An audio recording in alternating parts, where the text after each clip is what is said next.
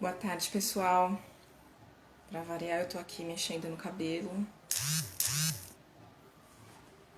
Vamos esperar aqui a Mari chegar. Vou colocar meu celular aqui no silencioso, pra não ficar fazendo barulho. Oi, Má.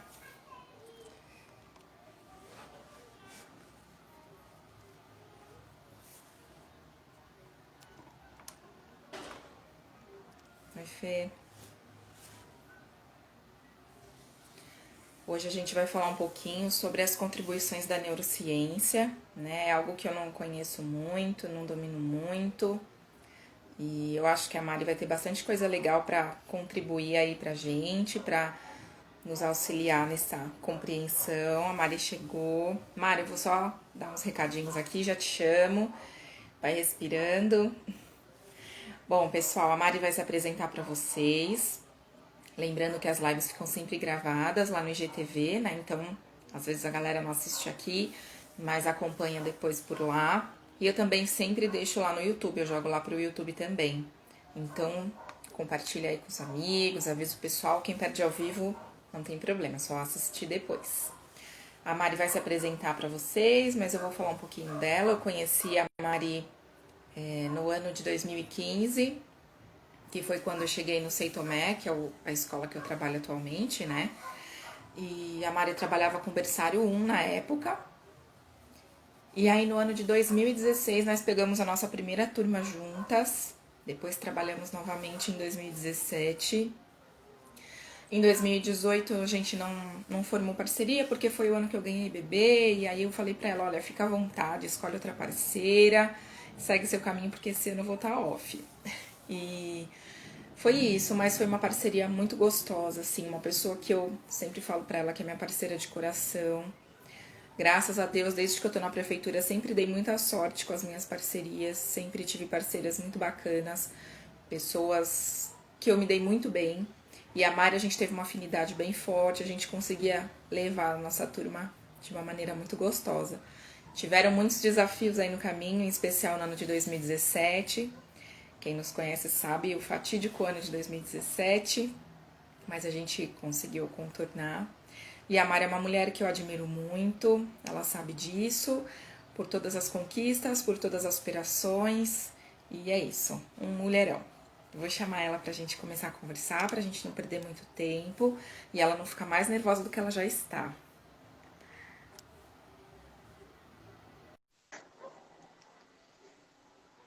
Seja bem-vinda, Mari.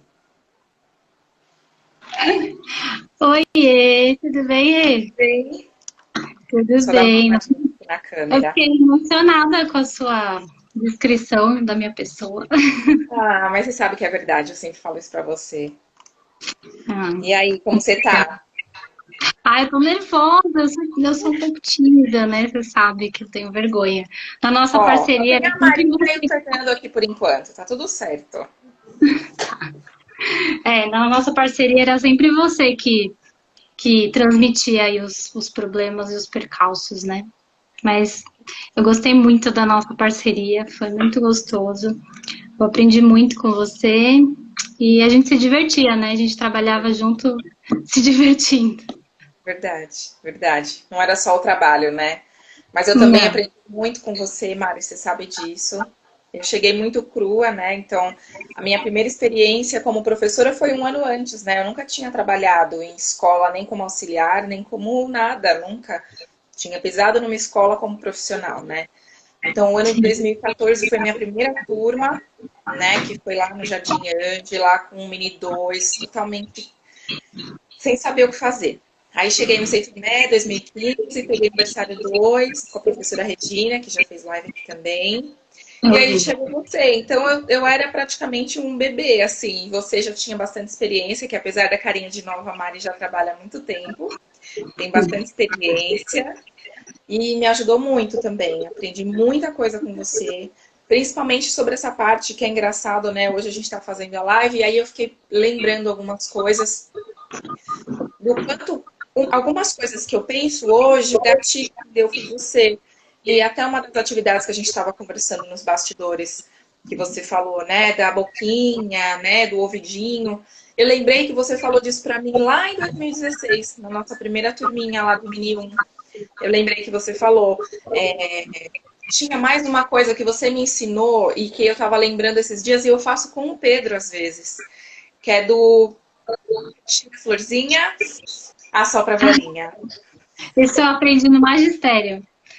Não E foi eu nem no. É. Não, isso é ótimo para a criança se acalmar. Não, eu também aprendi muita coisa com você, foi muito gostoso. O único problema foi o ano de 2017, né? Que foi difícil na nossa sala, foi difícil na minha vida. Inclusive, você me ajudou muito. na Então é nossa isso. vida, né, Má? Porque você tinha É, suas questões, eu estava grávida, uma sala totalmente difícil, então a gente estava vivendo muitas coisas ao mesmo tempo, né? sim, Mas deu sim, certo. sim. Então você quer que eu me apresente? Pode se apresentar, falar um pouquinho de você. E aí você vai, assim, é o que eu falei para você. A ideia é um bate-papo, não é uma entrevista com o Bial, não é nada disso. É Eu só uma falei, pega conversa, leve nas perguntas aí. é uma conversa, é mais assim, a intenção é te ouvir, ouvir os seus conhecimentos, as suas partilhas, um pouco do que você sabe. E aí a gente vai trocando, vai conversando. A ideia é ser uma conversa leve. Então se apresenta e vai embarcando e a gente vai trocando. Então, eu sou a Mariana, eu sou formada em pedagogia, psicopedagogia. Eu amei fazer psicopedagogia, me encontrei, achei demais. Inclusive, acho que a pedagogia precisava muito de coisas que foram passadas na psicopedagogia, mas enfim, mais pra frente eu falo sobre isso. Fiz magistério também. E sou apaixonada por desenvolvimento infantil. Sempre falei na escola, né, Rê? Sempre falei. A gente precisa falar de neurociência, a gente precisa falar de como o cérebro aprende. Porque se a gente não. A gente pode ficar com teorias maravilhosas, né? Mas se a gente não souber, não estudar como o cérebro aprende, aí não vale de Sim, nada a nossa prática, né? Acho que é legal. isso. Hoje eu sou funcionária pública, né? Atualmente eu não estou na sala de aula, mas estou trabalhando na parte administrativa, né? Mas adoro o que eu faço.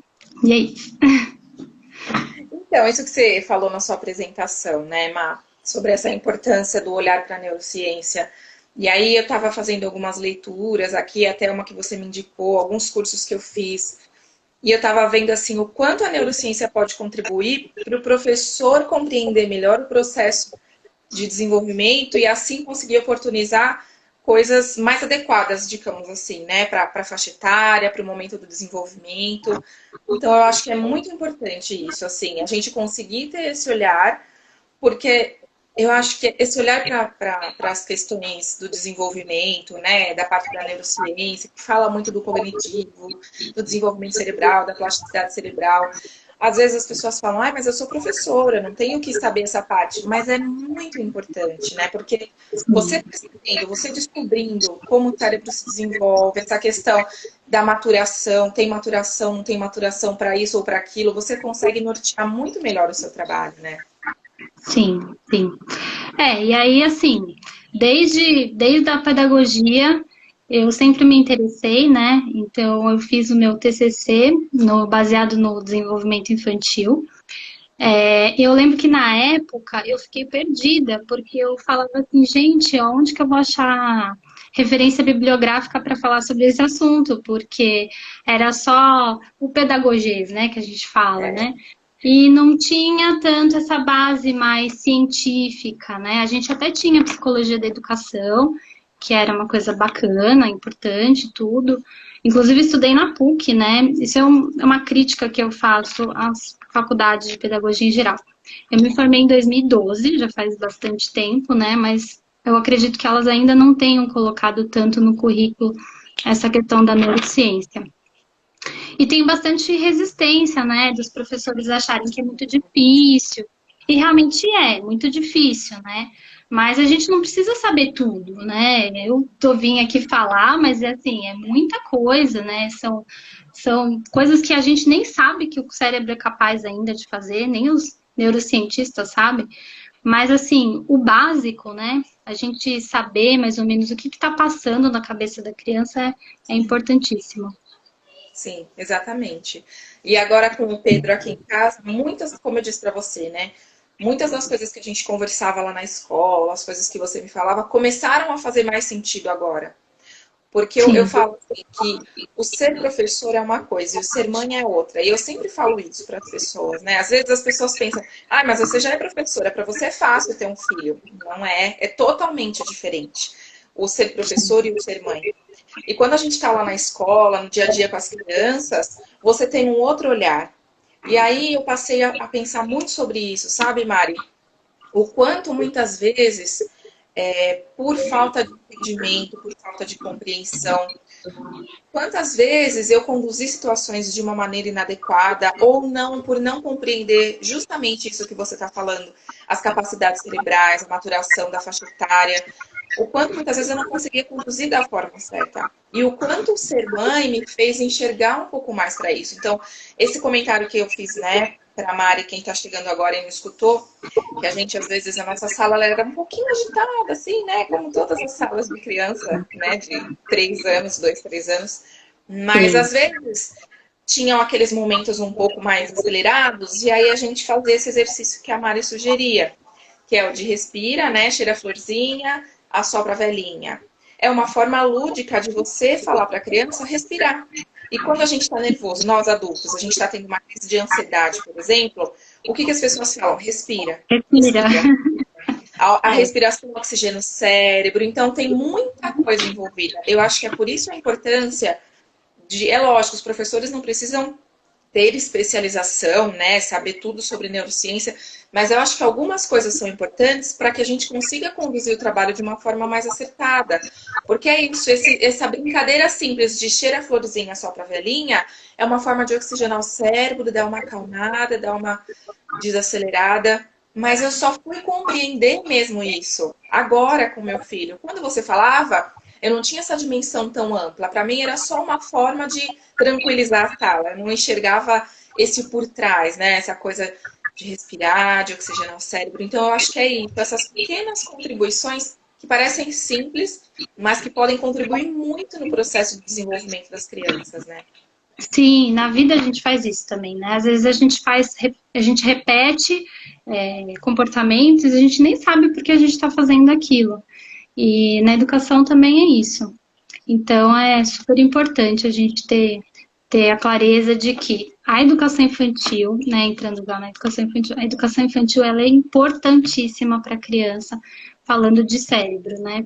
E outros aspectos também. Porque assim, a criança ela tá 0 quilômetro, ela tá chegando com tudo novinho. E tudo que é novinho é muito bom, né? A pele do bebê, se você for olhar para a pele do bebê, o bebê tem a pele boa. E assim, o cérebro dela tá repleto de neurônios lá, querendo aprender.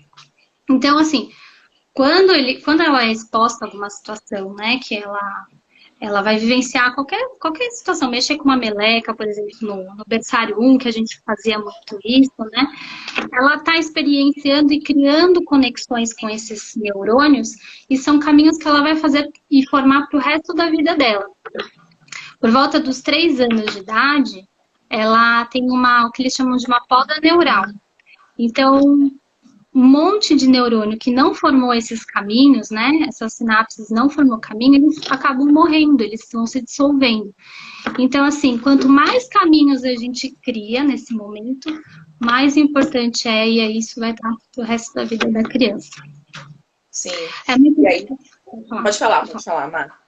Não, não, assim, e para que isso aconteça, é muito importante que o ambiente seja estimulante, né? Porque o cérebro, ele tem uma tendência a se interessar sempre por aquilo que é novo, né? Inclusive a gente, né? A gente às vezes está passando com o carro num lugar e aconteceu um acidente. Todo dia a gente passa naquele mesmo lugar e a gente nunca olha para aquele lugar lá que a gente olhou o acidente, né? E aí a gente vai lá e se interessa. A gente é curioso por essência, né? Sim. E aí, assim, a criança, ela precisa de um ambiente lúdico, né? Ela precisa de um ambiente que traga... Porque, assim, os professores sempre fazem a mesma coisa. Por isso que as crianças têm vontade de ir para a escola, né? Porque sempre a mesma coisa, é um sentado atrás do outro, é o professor na lousa, né? Sim. E aí na educação infantil, a gente consegue pouco quebrar isso, né? De não ficar aquela coisa muito formal, enfim, a gente tentar colocar coisas mais lúdicas, né? Tudo que o Comênios fala, tudo que dá alegria aprender, ó, tudo, não, como que era mesmo? Tudo que dá alegria aprender, acho que o cérebro auxiliar, não lembro, gente, tô nervosa. Mas enfim, Não tem problema. Depois você passa e eu coloco lá. eu só anotei aqui, mas depois eu vejo, depois eu encontro, mas vai falando aí. A Marina está perguntando aqui em qual idade mesmo que ocorre a poda neural? É mais ou menos por volta dos 3 anos de idade. Dos 3 anos. Por isso que a gente fala tanto, né? Que era o que eu ia falar agora há pouco. Que na educação infantil, às vezes as pessoas não valorizam a importância da educação infantil, né? Pensa muito que na escola a criança vai só brincar, comer e dormir. Mas durante tudo isso, o brincar, o comer e o dormir, durante todo esse processo que ela está na escola, tudo que ela vivencia é uma forma de aprendizado. E durante esses momentos do brincar, né, das propostas, das vivências que são ofertadas para as crianças, elas estão sendo estimuladas. Então, quando a gente dá para as crianças, como você falou, uma meleca, você fez também com a gente na nossa sala, do macarrão cozido, da criança pegar. Então, assim, ela está pegando texturas diferentes, seja do macarrão, seja de uma lixa, seja de uma esponja. Quando a gente vai fazer uma brincadeira, né, onde a gente tem que um esperar a vez do outro. Eu acho que cada experiência que a criança vai vivenciando na escola vai gerando um estímulo, né? Você consegue explicar muito melhor do que eu. Mas eu penso mais ou menos assim, que é o que você falou, o cérebro está a 0 km, está ali. Tá todo vapor. Então, conforme você vai tendo esses estímulos, ele vai criando, né, essas que a gente chama de sinapses, não é isso? Sim. Ele vai, digamos, potencializando o cérebro. A partir dos momentos que esses estímulos não acontecem, e vem essa poda neural que a Mari falou, não significa que nunca mais a criança vai poder aprender, mas Não. vai ser muito mais difícil do que nesse momento, né, que o cérebro está fervilhando ali. Né? Esse momento é muito mais fácil esse aprendizado ser, de fato, aprendido, né? Sim, sim. O cérebro ele é plástico, né? A gente fala que existe uma plasticidade cerebral. Então, nosso cérebro ele tem uma capacidade muito grande de se adaptar a situações, por exemplo, que ele não geneticamente não foi preparado para aquilo, que é o caso da dislexia, né? Que muita gente fala que dislexia, inclusive, não existe. Mas é comprovado cientificamente, né? Que o cérebro, tem áreas do nosso cérebro que não funcionam normalmente, não funcionam no cérebro de um disléxico, como funcionam no cérebro de uma pessoa normal. E, mesmo assim, o disléxico acaba aprendendo a ler e escrever. É o caso de muitas pessoas que cresceram sem saber que eram disléxicas, sempre tiveram dificuldade de aprendizagem, mas que, quando cresceram, falaram, mas como que eu aprendi isso? Naquela área específica do cérebro, não era capaz, porque o cérebro, ele é plástico. Mas, quanto mais a gente estimular desde pequenininho, melhor. E você estava falando também de ser lúdico, né? De trazer. A aprendizagem, ela é um processo que se autoalimenta, mais ou menos assim. Então, quanto mais a criança aprender, mais ela vai ser estimulada. Porque quando ela aprende, ela libera dopamina. Ela fica feliz por ter aprendido. Então, é meio que um reforço positivo para nós mesmos. Então, a gente sempre está em busca de... Então, quanto mais a gente ensina a criança, por exemplo, crianças que têm dificuldade de aprendizagem, elas não querem ir para a escola de jeito nenhum, porque elas não são motivadas a isso, né? Então, quanto mais a gente aprende, mais vontade a gente tem de aprender. Sim, verdade. Você estava falando isso, eu lembrei do dia que eu estava conversando com o Guga, né, sobre o desinteresse muitas vezes que algumas crianças têm, né, de ir para a escola, por conta desse quadrado que eu acho que a escola se tornou e ela é já há muito tempo. E que na educação infantil, como você disse, isso é um pouco quebrado. A gente consegue, como não tem aquela coisa, né, de matéria, de alfabetizar, como a educação infantil é esse desenvolvimento do ser na sua plenitude, trabalhar a criança, as interações, enfim. A gente consegue ainda que seja um espaço mais agradável, mais sedutor para as crianças. E aí, quando vai para a escola, tem que ser alfabetizado. A gente conversou isso com a Lu também, né? Você chega no ensino fundamental e aí não tem mais parque, A criança tem que ficar Sim, sentada, o que sendo que você fala. a gente sabe, né, que a criança não consegue separar mente e corpo. Eu estava até conversando isso hoje com meu esposo, né? Que às vezes a gente fica na escola, fica quieto, né? Ele não fica sentado na cadeira, ele não presta atenção, ele só fala durante a aula.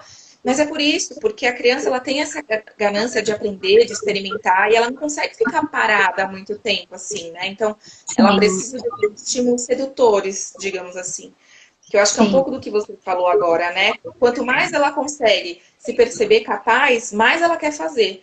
Só que aí, às vezes, a escola quebra um pouco essa vontade de descobrir, né? Porque ela não pode, ela tem que ficar ali só recebendo o que é jogado, sem poder se colocar mais, né? Eu acho que às vezes isso na escola é um ponto que atrapalha muito.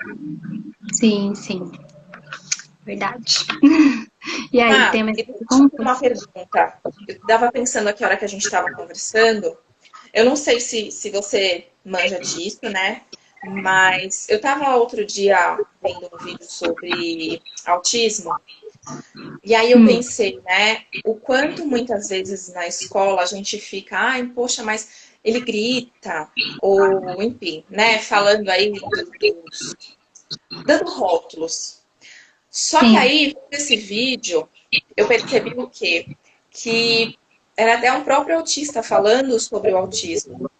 E ele estava falando sobre essa dificuldade que eles têm de questões mais abstratas. Então, por exemplo, eu chego e falo assim: nossa, fulano é forte como um touro. Na cabeça deles, essa associação não faz muito sentido. Então, eu uhum. fico pensando Eles nisso não também. entendem o sentido figurado, né? É Exato, sempre a associação direta da palavra com aquilo que realmente existe. Eles não têm essa noção do sentido figurado. exato. E aí, se a gente não tem um pouquinho desse conhecimento, que eu acho que com você veio muito da psicopedagogia, quando a gente chega em sala de aula e tem uma criança com autismo, a gente às vezes não consegue lidar, a gente não consegue entender o porquê de certas reações dela, porque a gente não compreende como ela internaliza as coisas. Então, por exemplo, a questão do barulho na sala de aula às vezes agita um pouco a criança, né? E aí faz com que ele tenha desregulação emocional, e aí começam a vir as estereotipias, se mexer e tudo mais.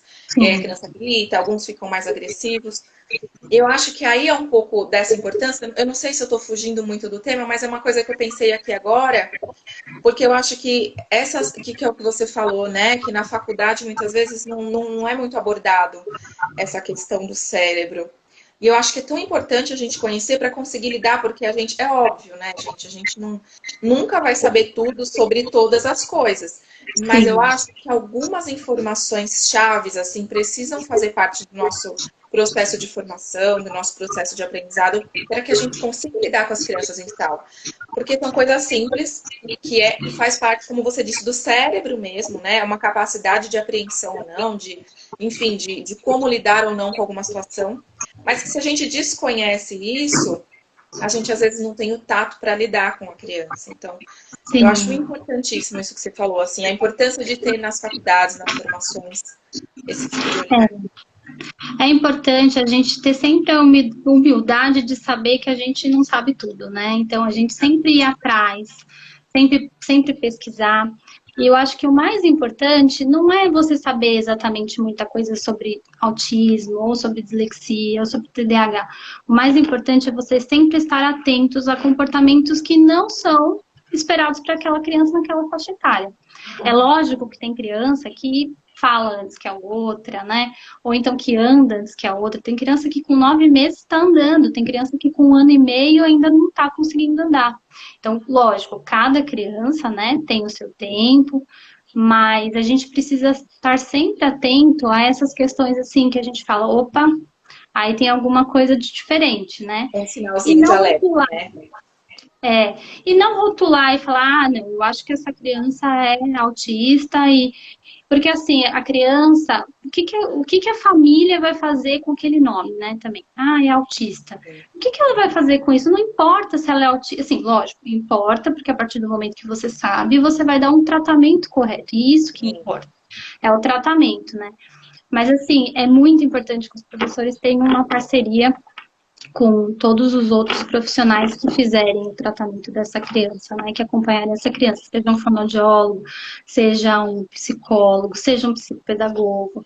Então, acho que o mais importante de tudo isso é sempre o professor tá atento, tá com a antena ligada, né, assim, lá no SEI, né, que a gente trabalhou junto, isso era legal quando a gente trabalhava em dupla, né, porque o que uma não via, a outra via e comentava, né, então falava, e essa criança? Né? Então, isso também é bem bacana. Sim, eu acho que é isso que você falou mesmo, né? Ter a humildade de saber que a gente não sabe tudo mesmo e nunca vai conseguir saber, né? Eu fiz pós-educação inclusiva e uma professora falava muito isso, que a gente pode fazer 1 milhão de cursos, né, de formações e de especializações em educação inclusiva, em autismo, em dislexia, em seja lá qual for, né, o rótulo, digamos assim.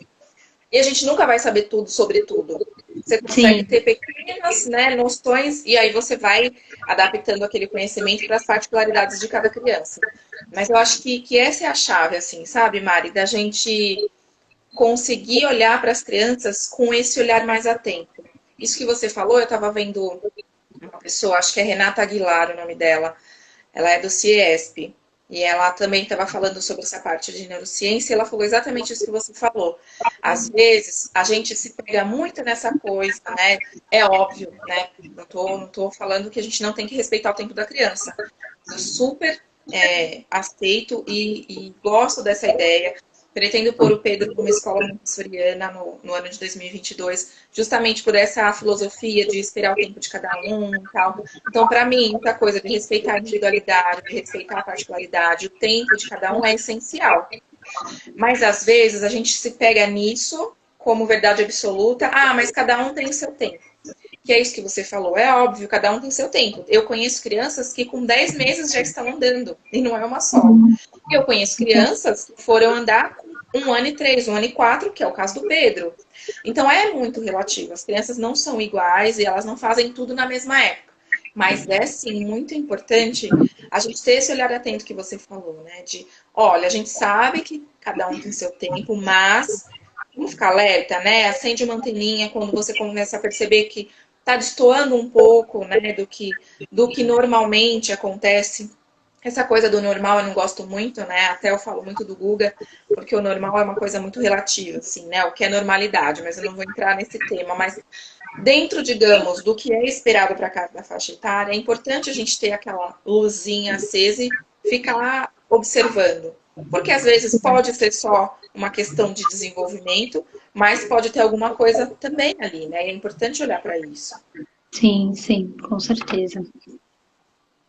Ô Mari, e você quer falar mais alguma coisa sobre essa fase do desenvolvimento, as questões das sinapses? Porque quando você fez, eu lembro que você fez um teste com as crianças quando você estava fazendo a sua pós, mas eu não E, lembro exatamente se era ligado a isso ou se era outra questão. então, na minha pós, eu fiz um não foi TCC, foi um artigo, na verdade, né? E eu fiz estudo de caso, né? Na verdade, eu fui a campo e fiz alguns testes com as crianças para saber sobre o vocabulário e a linguagem delas. Porque assim, o que que acontece? Muitas vezes as pessoas acham que na educação infantil a gente tem que preparar pro. Na verdade, essa deveria ser o pensamento correto. Preparar para que a criança vá para o ensino fundamental com todas as competências desenvolvidas. Mas muitas vezes não é isso que acontece. Eles querem adiantar, por exemplo, a alfabetização. Então a mãe se orgulha e fala: meu filho com 3 anos escreve o nome, meu filho com 3 anos escreve todas as letrinhas, não sei o quê. E isso acaba atropelando o desenvolvimento. Então, assim, ao invés disso, ao invés de focar nessa parte mais, digamos, formal da educação, né, que ela é necessária, ela vai acontecer. Mas acontece que as pessoas acabam atropelando um pouco isso e acabam esquecendo que antes da alfabetização, a parte escrita, né, a criança ela tem que ter a linguagem desenvolvida. Então, na educação infantil, a gente pode sim preparar ela lá para o futuro, mas trabalhando a linguagem, o vocabulário. Então, foi isso que eu fui estudar, a importância da linguagem e do vocabulário lá na frente. Tem até um estudo que comparou crianças que acho que aprenderam a ler e escrever com 5 anos de idade, se eu não me engano, e crianças que aprenderam com 7 anos, que é mais ou menos a fase que ela está, de fato, preparada para se alfabetizar. E aí, quando chegou na quarta série, né, quinto ano agora, compararam essas duas crianças e perceberam que não tinha diferença entre elas. O que faz mais diferença na hora da alfabetização é o vocabulário, é a linguagem, que é o que a gente faz na educação infantil. Então, a gente consegue, na verdade, estimular a criança, só que sem anteceder e atropelar as coisas, né? Porque acaba Acaba que, sendo natural, né? sim, a criança não vivencia aquilo que ela precisa de fato vivenciar, né? Sim, Então foi sim. isso, foi o estudo da Essa linguagem do preparação ela é vocabulário. muito natural, né? Com as músicas, no momento, né, de roda de conversa. Então, a criança vai tendo acesso a um maior repertório de palavras. No momento que você mostra uma imagem, que você mostra o livro, ela passa a conhecer as letras, né? Mas é Sim, isso que a gente está falando, né? A importância desses estímulos, sem de fato você ter aquela coisa de vamos aprender as letras. Essa é o A, esse é o B, sim, enfim, uma coisa muito leve, né? É uma coisa muito sutil. Então, isso acontece na educação infantil, mas como a gente estava falando desde lá do início, né? De uma forma muito lúdica, muito natural, muito tranquila. sim. Então, esse preparo É. acontece, mas sem uma coisa pesada, né? Não, mas foi importante você falar isso, porque assim, não é que só a linguagem importa, né? Tantas outras coisas, Sim. inclusive o mundo letrado, né? Eu trabalhei no berçário e desde pequenininho a gente colocava os livros para as crianças, né? Elas folheavam, né? Então, assim, quando ela é estimulada, aquilo lá fica na memória dela. E sempre quando ela vai aprender alguma coisa que tem relação com aquilo, aquele caminho, aquela sinapse já está construída ali, ele vai associar. Então, a aprendizagem é sempre associativa. A gente sempre associa com alguma coisa que a gente já vivenciou. Então, assim, é muito importante que a criança tenha vivência, né, a convivência na sala com palavras, né, com plaquinhas de nomes, mas sem que isso seja uma obrigação, sabe? Eu lembro que eu trabalhei numa escola bem tradicional e a gente tinha que ensinar a criança a escrever diversas palavras, não só o nome. E com 3 anos, e assim, eu lembro que eu falava, sobe a montanha, desce a montanha, sobe, porque assim, eu precisava trazer alguma coisa lúdica para aquelas crianças, porque elas não tinham a menor noção do que elas estavam fazendo, elas só estavam reproduzindo o que eu estava falando para elas reproduzirem, mas elas não tinham a menor noção da função daquilo, né? Só para o pai achar, falar, Legal. ai, meu filho sabe ler, enfim. Mas eu acho que o pai nem é assim o maior dos problemas, porque o pai ele não sabe, ele não tem um estudo, né? Mas acho que a escola em geral ela precisa trazer mais do que a propaganda em si, né? Trazer essa questão do que é realmente importante, né? Sim. Escolas de educação infantil que às vezes eu escuto relatos de crianças com 3, 4 anos que já têm apostila. E aí eu fico pensando, qual o conteúdo dessa apostila? Qual o significado dessa apostila para as crianças? E aí eu lembrei do que a gente estava conversando um pouco esses dias, acho que a gente até falou hoje sobre isso, que você falou um pouquinho, né, sobre essa coisa do concreto, do abstrato. E isso para as crianças que você falou, né, do sobe a montanha, desce a montanha, de que elas tinham que aprender, era muito abstrato, não fazia nenhum sentido para elas. Isso que você falou, né, eu lembrei, por exemplo, na sala de aula, as mochilas, em cima de cada mochila a gente põe o nominho de cada criança. Era uma coisa tranquila para ajudar a gente, né, a identificar as mochilas, mas que também servia para as crianças reconhecerem, vamos dizer visualmente assim, né? Eu não sei se essa é a palavra, você me ajuda a explicar, o seu próprio nome. E aí eu não precisava falar para a criança as letras do nome dela. Aos poucos, cada dia que ela ia lá e punha a mochila, tirava a mochila, ela olhava aquele nome, ela ia identificando aquelas letras, até que chega um ponto que em uma revista, na hora que ela está olhando uma revista, explorando um livro, ela aponta e fala, olha, a letra do meu nome. porque ela passou a Sim. reconhecer, passou a fazer significado para ela. Então tem um outro contexto, né? Sim, sim, essa é a etapa logográfica que a gente chama, que a criança, ela associa, ela não faz uma leitura letra por letra, faz a junção das letras formando as sílabas, não é isso. Ela bate o olho, por exemplo, o McDonald's, né? É aquele símbolo do McDonald's. Nenhuma criança sabe que o McDonald's se escreve do jeito como se escreve, mas a partir do momento Sim. que vê a letrinha M, já sabe que é o McDonald's. Então é a mesma coisa, a gente está estimulando, está formando esse estímulo para a criança, mas sem aquela obrigação, sabe? A educação infantil ela pode ser tão enriquecedora em outros aspectos que ficar se prendendo a isso, eu acho que é desnecessário, né? Eu acho que até, além de desnecessário, eu acho que eu não sei bem a palavra, mas eu acho que é não sei, assim, é você privar mesmo a criança de vivenciar o que de fato ela precisa vivenciar na educação infantil. Ela Sim, tem tanta coisa, né, para aprender. A gente estava falando isso hoje. Eu fiz um curso recentemente, eu estava comentando com você sobre as habilidades socioemocionais. Então, sim, assim, vamos pensar nessa questão da criança, né? Eles vão para a escola. E aí é um ambiente novo, com pessoas desconhecidas, com crianças desconhecidas, aonde eles não têm uma atenção exclusiva de um adulto só para eles, ao contrário da casa deles, né? Então, em casa, sim, seja lá qual for o núcleo familiar daquela criança, ela é o centro daquela casa, ela é a criança daquela casa. Na escola, ela precisa aprender a reconhecer as outras pessoas, as outras crianças, aprender a lidar com as frustrações dela, porque não é tudo só dela. Ela precisa dividir os espaços, ela precisa dividir os objetos, ela precisa dividir a professora, dividir a atenção. Né? Então, às vezes, ela também quer um colo e o amigo está no colo. E aí, o que eu faço com isso? Eu também quero. E aí vão vindo, né? Os sentimentos vão se aflorando, a criança fica nervosa, ela fica irritada, ela fica com raiva. Aí, às vezes, a gente fala, né? É mimada, ai, tá fazendo manha, desconhecendo tudo aquilo que está lá por dentro da criança, todo aquele processo que ela está vivenciando, quanta coisa ela tem que assimilar nesse processo. Então, eu acho que a educação infantil ela vem tão de encontro a isso, né? Auxiliar a criança nesse processo, né, que é o norteador, né, da infância, da educação infantil, que é o brincar e as interações. Então, quanto a criança vai ter essa coisa de eu preciso do outro, eu tenho o outro, eu tenho que respeitar o outro, o meu espaço, o espaço do outro, é um espaço único, mas que a gente tem que conviver junto. Eu acho que são tantas coisas que a criança tem que aprender a lidar. Isso que você falou das sensações, das explorações, seja manual, seja ouvindo músicas enfim, de ritmos variados, apresentando cantigas variadas. Enfim, eu acho que tem tanta coisa para a gente apresentar para as crianças.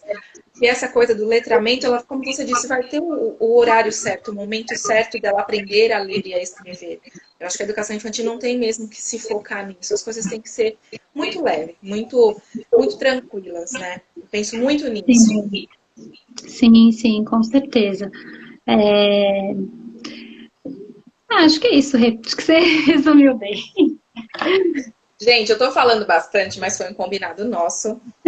A Mari estava só um pouquinho nervosa e ela falou: Rê, você pode falar bastante para me ajudar. Eu falei: pode deixar, porque falar é comigo mesmo, não tem problema em falar. Então, Eu fico com medo um pouco de fugir do assunto, sabe? Porque como o meu tema mais assim, que eu tenho mais interesse é a psicopedagogia ela é mais focada para crianças maiores, né? A gente pode tentar pegar aquilo que é mais interessante, por exemplo, as funções executivas, né, Rei, que a gente tinha falado, que a sim, gente ia comentar que são um conjunto de habilidades, que é uma série de habilidades que a criança precisa ter, desenvolver, para que ela consiga realizar qualquer tarefa, né? Então, por exemplo, se planejar para fazer uma tarefa. Nós adultos temos muita dificuldade nisso, né?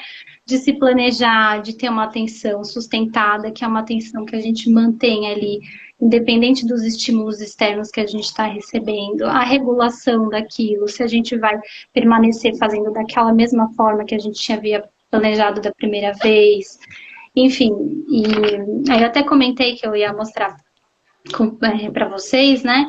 O Piafex, que é um livro que eu tive sim. acesso na pós, inclusive tive aula com a Alessandra, na verdade fiz um curso com ela é ótima, ela fala bastante sobre a Alessandra Gotuso Seabra, e é da Natália Martins Dias também. E elas falam bastante sobre alfabetização e tudo mais, mas aqui é um programa de intervenção e autorregulação das funções executivas, que eu sempre tive muita vontade de fazer, mas nunca peguei um mini 2 para fazer. O mini 2 que a gente chama são as crianças de 5 anos, né? Que daria para começar a tentar fazer, que são atividades que auxiliam a criança a se planejar, a se auto-perceber durante as tarefas dela. E se auto-perceber também na questão emocional, que a gente estava falando antes, né? Das habilidades socioemocionais. Então, parar, pensar o que eu estou sentindo. Então, tem várias dicas bem legais aqui. Também a questão dos estímulos externos, que é bem bacana a gente comentar. Por exemplo, quando a criança, vamos supor que ela está numa roda e a professora vai contar uma história. Então, um estímulo externo que vai ajudar ela a se autorregular, ela perceber que não é hora que dela falar, como você falou no começo, né? Pegar uma orelhinha, um cartaz de orelhinha, né? E segurar e ficar olhando para aquilo externamente, né? Ajudá-la a perceber que agora, naquela hora, não é hora dela falar, aquela hora é hora dela escutar. Então, vários outros estímulos e atividades que o PFX traz, que é bem interessante para a criança ir se percebendo e ajudando nisso, porque às vezes a gente esse programa, ele não tem a função de remediar nenhum programa, ele tem a função de prevenir. Então, para que a criança consiga se auto-perceber, se planejar, né? Fala também da questão social disso, né? Porque muitas crianças que não têm essas habilidades desenvolvidas são crianças que têm fracasso na escola, que não conseguem prestar atenção, não conseguem se organizar, Do né? foco, né? Sim, lógico que tem a questão social também, né? Que aí não sei se dá pra gente entrar nesse mérito, né? Porque tem crianças que são privilegiadas e que têm acesso a uma educação de maior qualidade, a família proporciona também um ambiente seguro para que ela aprenda, né? Mas é bem importante desenvolver essas questões também. Sim, sim. Ah, eu pensei em uma coisa aqui a hora que você estava falando, mas eu perdi. Eu vou só comentar isso que você falou, né? Que às vezes as pessoas falam, né? A gente comenta muito isso sobre a importância da criança se expressar, né? A importância de ouvir a criança, do protagonismo da criança. E quando a Mari fala isso do cartazinho, né? Da boquinha e da orelhinha, eu penso assim, né? Não sei, você pode até me corrigir, mas eu penso que a intenção dessa proposta que tem no livro não é doutrinar a criança que agora eu posso falar e agora eu não posso. Não é isso. É Não. conseguir só esse processo de autorregulação que você estava falando, né? Sim. Ela perceber, não, inclusive tem várias brincadeiras e jogos aqui que elas propõem, né, para que seja lúdico, né? É que às vezes as pessoas têm um pouco de dificuldade de perceber que um treino ou uma associação pode ser algo muito traumático para a criança. Traumático para a criança é ficar repetindo 1000 vezes o nome dela para treinar a caligrafia. Né? Mas tem coisas que são importantes, né? Por exemplo, a alfabetização. Você estava comentando com a Rê que eu não sabia se eu falava, não, mas eu vou Não, falar. mas pode falar. Porque assim, a gente tem teorias muito lindas, né? Ai, porque a criança, ela vai aprender na hora dela, ela vai olhar aquela palavra, e no meio daquela palavra, ela vai adivinhar o que está escrito pelo contexto. E a gente esquece que tudo na nossa vida, para a gente fazer bem, a gente precisa de treino, né? Não é uma coisa assim, vai ser de uma forma natural, né?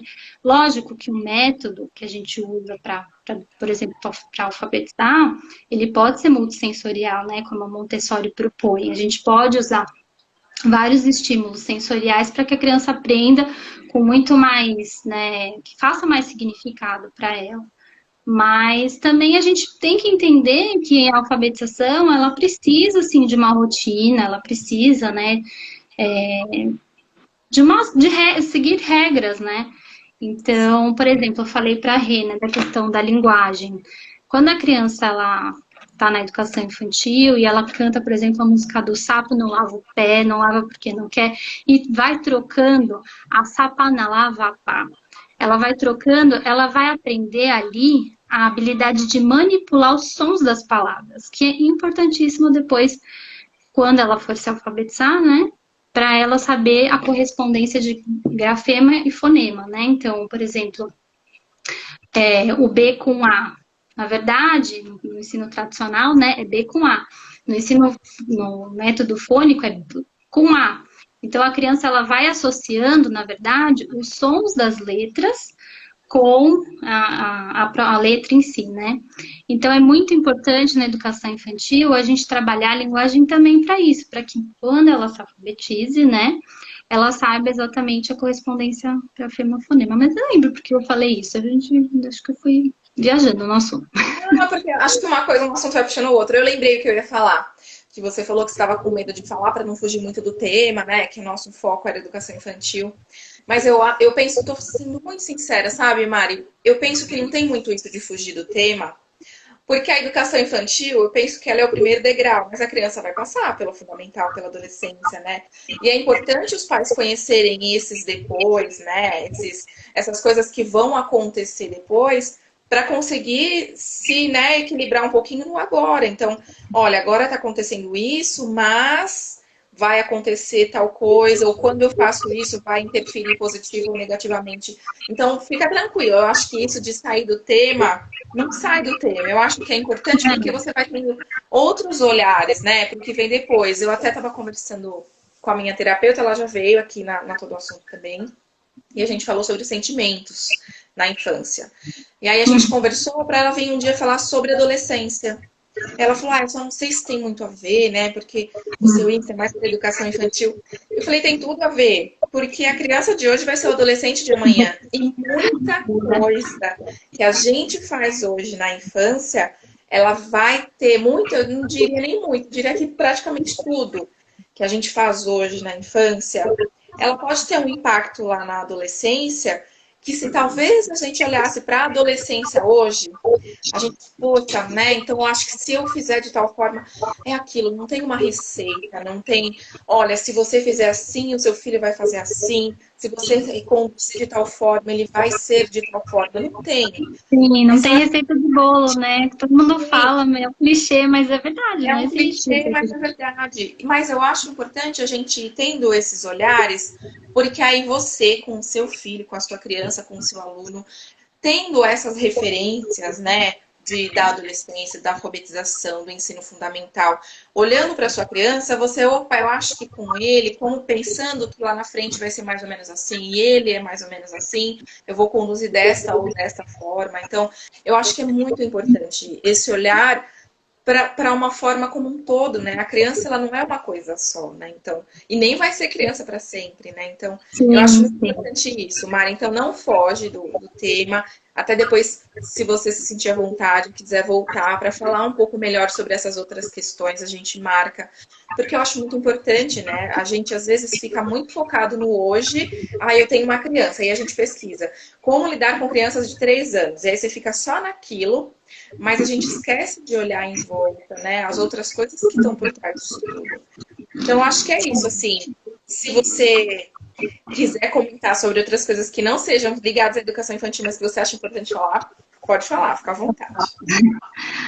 Eu acho que é isso, assim, a gente precisa, acho que olhar, na verdade, para a educação infantil como um ambiente que a gente pode preparar uma criança para ter um potencial gigantesco, né? Não, lógico que a gente precisa também, eu acho que é importante tocar no assunto de que nem todas as crianças têm acesso ao mesmo tipo de informação, não tem um ambiente seguro, né? Muitas crianças, inclusive a gente sabe, né, da situação de muitas crianças, e olha que a gente nem trabalhou assim na periferia, da periferia, mas assim, mesmo trabalhando, a gente sabe das condições, né, das crianças, a gente precisa ter isso em mente, né? Porque às vezes a gente vem aqui e fala, que deveria ser assim, deveria ser assado, quando na verdade a gente sabe que nem todo mundo tem acesso, né, ao mesmo tipo de informação, a mesma educação, né? E principalmente a situação que a criança vive na casa dela, né? Situação insalubre,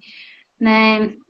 A gente sabe bem disso, né, de crianças que viviam numa situação bem complicada e o comportamento delas era um reflexo daquilo que elas viviam, né?